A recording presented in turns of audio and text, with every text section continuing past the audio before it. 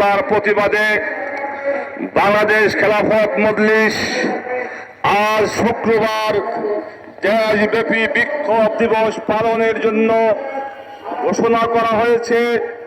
তার এই ধারাবাহিকতায় আজকে বাংলাদেশ খেলাফত মজলিস ঢাকা মহানগর শাখার উদ্যোগে আয়োজিত আজকের এই বিক্ষোভ মিছিল পূর্ব সমাবেশের সংগ্রামী সভাপতি, উপস্থিত কেন্দ্রীয় নেতৃবৃন্দ, সাংবাদিক ভাইয়েরা ও আমাদের নেতাকর্মী ভাইয়েরা, সংগ্রামী ভাইয়েরা, আপনারা জানেন বিশ্ব জারজ রাষ্ট্র, সন্ত্রাসী রাষ্ট্র ইসরায়েল ফিলিস্তিনে বছরের পর বছর হামলা করে আমার শিশু মা বোনদেরকে হত্যা করেছে। সংগ্রামী ভাইয়েরা আমার, তার এই ধারাবাহিকতায় গত কয়েকদিন আগে ইরানে তারা আক্রমণ করেছে, ইরানের অনেক বড় বড় সরকারি কর্মকর্তাকে হত্যা করেছে। এর প্রতিবাদে ইরান তাদেরকে প্রতিরোধ করার জন্য হামলা করেছে। মাত্র 12 দিনের যুদ্ধে ইসরায়েল লেজ গুটিয়ে পালাতে বাধ্য হয়েছে।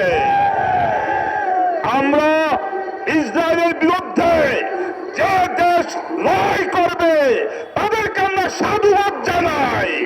তাই আমরা ইরানকে সাধুবাদ জানাই, ধন্যবাদ জানাই, এবং ইরান আমাদেরকে দেখিয়ে দিয়েছে।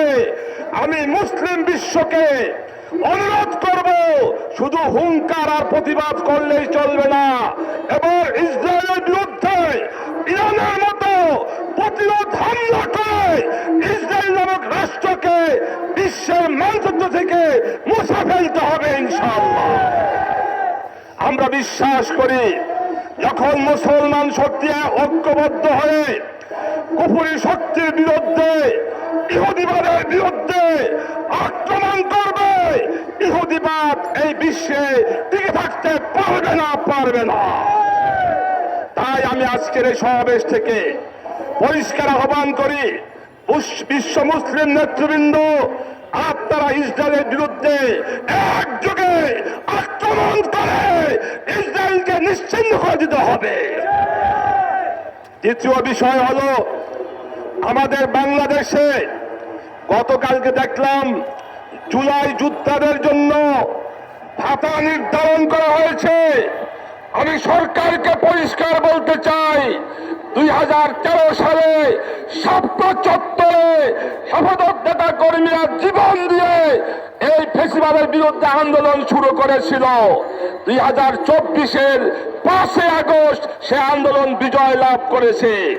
তাই আমার দাবি হলো, যেমনিভাবে জুলাই যোদ্ধাদের ভাতা নির্ধারণ করা হয়েছে, জুলাই আহত নিহতদেরকে সরকারিভাবে ক্ষতিপূরণ দেওয়া হয়েছে, তেমনিভাবে 2013 সালের শাপলা চত্বরের শহীদদের এবং আহত নিহতের পরিবারদেরকে সরকারকে অবশ্যই ক্ষতিপূরণ দিতে হবে।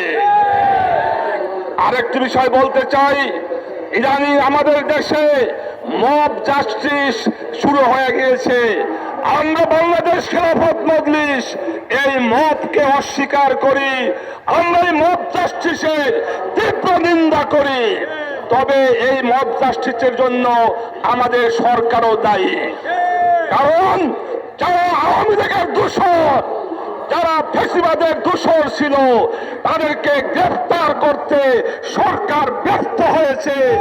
তাই জনগণ তাদেরকে গ্রেফতার করে করে আইনের হাতে তুলে দিচ্ছে। আমি মনে করি, সরকার যদি আওয়ামী দোষরদের গ্রেফতার করত, তাহলে এই মব জাস্টিস তৈরি হতো না।